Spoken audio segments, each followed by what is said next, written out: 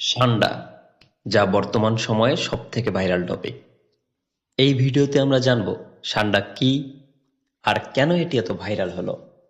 সান্ডা হচ্ছে একটি মরুভূমির তৃণভোজী প্রাণী, যা আমাদের দেশের গুইসাপের মতোই দেখতে অনেকটা।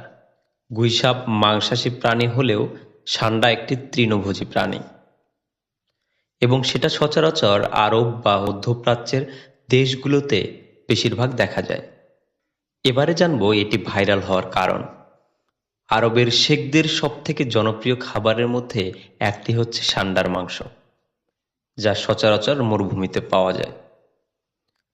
ইদানিং বিভিন্ন ভিডিওতে দেখা যাচ্ছে বাংলাদেশিরা যারা মরুভূমিতে কাজ করেন, তারা তাদের কফিল অর্থাৎ মালিক এবং কফিলের ছেলের জন্য তারা সান্ডা ধরে তা ভিডিও করে সোশ্যাল মিডিয়ায় ছড়িয়ে দিচ্ছে, এবং সোশ্যাল মিডিয়ায় এটা মানুষ এতটা আগ্রহ নিয়ে দেখেছে যে বর্তমানে এটা একটি ট্রেন্ড হয়ে গিয়েছে।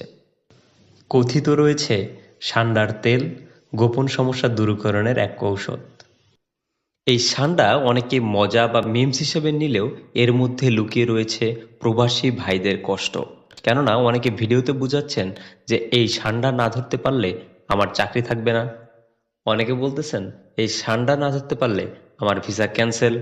এগুলোর মাধ্যমে প্রবাসী ভাইরা তাদের নিজেদের অসহায়ত্বের কথাও প্রকাশ করছেন। মজার ছলে হোক এবং দুঃখ প্রকাশের মাধ্যমেই হোক, সান্ডা বর্তমানে তুমুল জনপ্রিয় হয়ে গিয়েছে সোশ্যাল মিডিয়ায়।